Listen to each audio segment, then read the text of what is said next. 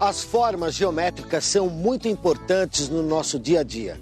Suas propriedades e elementos são usados para resolver vários problemas e suprir muitas de nossas necessidades.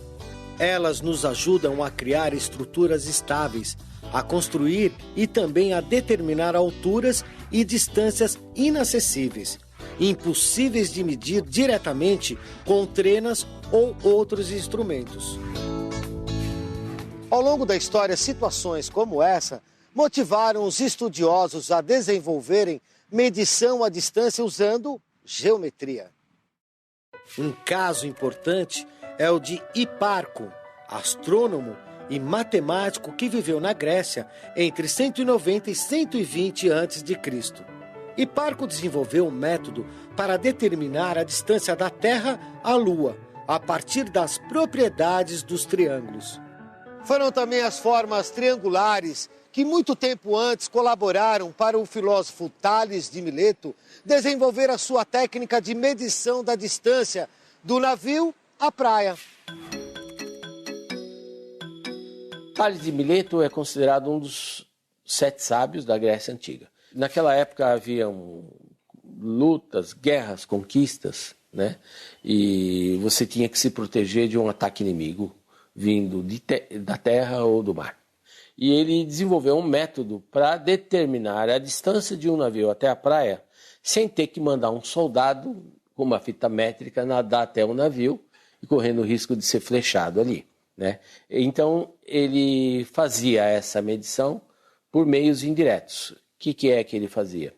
Avistava o navio perpendicularmente, eu estou na beirada da praia, avisto ele perpendicularmente, como se o navio fosse um ponto A, onde eu estou um ponto B, aí eu giro 90 graus na direção da linha da praia e ando um determinado número de passos. Num determinado ponto, eu finco uma estaca.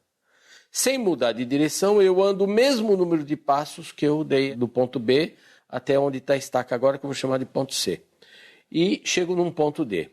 Nesse ponto B, eu fico de costas para o navio, giro 90 graus na outra direção e vou andando em linha reta até que aquela estaca que eu finquei e o navio estamos alinhados. Quando isso ocorre, ele sabe que esse último ponto que ele está, que é o ponto E, a distância dele até D é exatamente a distância do navio à praia, a distância entre A e B.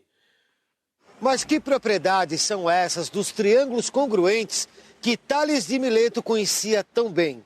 O que são triângulos congruentes? São triângulos que podem ser sobrepostos, né?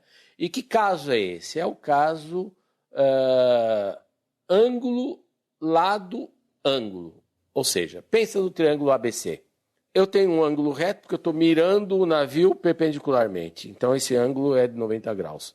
Eu tenho uma determinada distância que eu controlei pelo meu número de passos. Então é um lado desse triângulo. Esse é um triângulo retângulo, portanto isso aí é um cateto. Eu tenho um outro ângulo, que é aquele ângulo que é feito pela linha imaginária entre eu no final do meu trajeto, a estaca e o ponto A onde está o navio. Esses ângulos são opostos pelo vértice, então eles são iguais. Quando eu continuo para fazer o novo triângulo, eu tenho esses dois ângulos que são opostos pelo vértice, o ângulo D que é reto, que nem é o ângulo B, e aquela distância, a última distância que eu percorri na beirada da praia, que é igual à distância BC. BC é igual a CD. Então, esses dois triângulos são congruentes, ou seja, eles podem ser sobrepostos, porque eles têm em comum ângulo, lado, ângulo. Isso é um caso de congruência. Nós temos 3 casos de congruência, né? Comparando 2 triângulos para saber se eles são iguais, que é o caso que foi apresentado pelo Tales, que é o ângulo, lado, ângulo. Se você tem 2 triângulos com os lados iguais, né, os lados correspondentes iguais, e também o caso lado, ângulo, lado, onde você tem um ângulo igual e os lados que formam este ângulo também são iguais. Vamos lá, pessoal. Além das congruências, as figuras geométricas apresentam propriedades que são também importantes no dia a dia de muitos profissionais. Meu nome é Gustavo Calazans, eu sou arquiteto. E o que um arquiteto faz? Um arquiteto, ele planeja coisas que serão construídas. A arquitetura se baseia totalmente na geometria. É óbvio que a gente acaba caindo em formas mais puras por uma questão de simplicidade, de facilidade. Às vezes, por exemplo, a curva na arquitetura é uma coisa muito difícil de fazer. Então ela pode parecer, ela é simples como geometria, mas ela na arquitetura é difícil de executar. O mais comum é você ter os retângulos e quadrados, né? Os ângulos de 90 graus são super comuns na arquitetura. E eu vou ter as inclinações, por exemplo, nos telhados. Então, os telhados sempre vão ser triângulos. Então, eu vou ter 30 graus, depende da telha que eu vou usar, é 30 graus, 10 graus, 5 graus de inclinação. Mas, sim, a arquitetura é toda composta por milhões de formas geométricas, né? Se você for pensar, é geometria pura. Eu estou o tempo todo pensando em linhas, planos e inclinação entre essas coisas. O que a gente tem é um código, só que é um código que ele trabalha por desenhos e por medidas. Desenhos, medidas, escalas. Então a gente tem lá uma série de elementos que vão fazer com que a gente possa transmitir a nossa ideia, né, essa coisa que é abstrata, para uma outra pessoa que possa entender que ideia é essa e como é que eu posso executar isso e colocar isso materializado. A ideia realmente é de eu reduzir a realidade a uma escala que seja trabalhável. A proporção existe, né, no mundo. O que acontece é que na hora que você vai desenhar, essa proporção é mantida. Então eu consigo fazer 1 metro se reduzir a 1 centímetro. O meu desenho de uma casa, que seria o desenho de uma casa inteira, que ocuparia, sei lá, 15 metros por 20 metros, vai se reduzir a 15 centímetros por 20 centímetros. O que foi apresentado pelo arquiteto foi uma planta de uma construção, né? E a gente sabe que uma construção civil, né, a gente tem um desenho e esse desenho cabe numa folha de papel e o tamanho real não cabe no tamanho de papel. Então, ou seja, a gente tem ampliação daquele desenho. Então, quando a gente tem ampliação ou redução de uma figura que tem o mesmo formato, a gente fala que essas figuras são semelhantes. Lados correspondentes proporcionais e os ângulos iguais. E foi utilizando as propriedades de semelhança dos triângulos que Tales de Mileto conseguiu descobrir como resolver mais um problema de medição indireta. Toda a produção do Tales está intimamente relacionada, por exemplo, ao estudo da semelhança de triângulos. Ele foi o primeiro a apresentar proposições. Ele é muito famoso porque conta-se, né, que ele, na discussão com os egípcios, ele disse que era possível medir o tamanho da pirâmide sem ter que subir nela.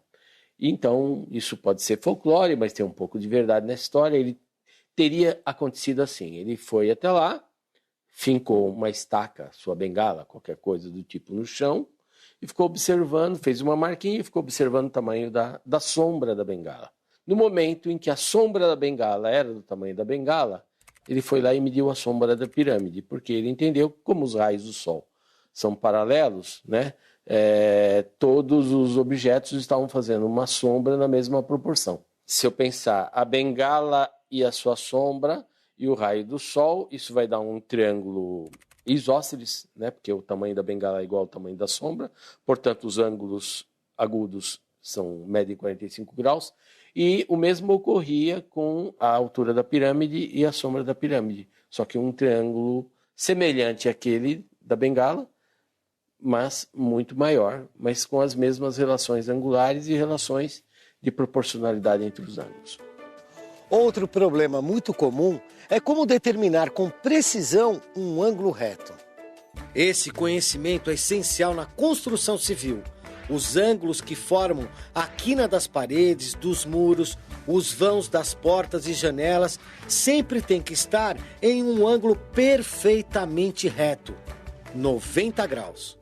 Eu realmente acho muito importante você ter um bom conhecimento das propriedades das figuras geométricas para a construção civil. Como, por exemplo, para posicionar a casa no terreno, ou seja, montar o gabarito, deixar ela exatamente aonde você quer, é muito importante você saber dessas relações, para conseguir que as paredes tenham um perfeito esquadro, ou seja, elas estejam alinhadas em 90 graus entre si. Além disso, para você saber colocar exatamente onde vai ser cada pilar, alinhar as vigas e fazer o esquadro dessas vigas também, para que você tenha a sua casa perfeitamente reta. Existe o método dos triângulos, que a gente usa muito na construção civil.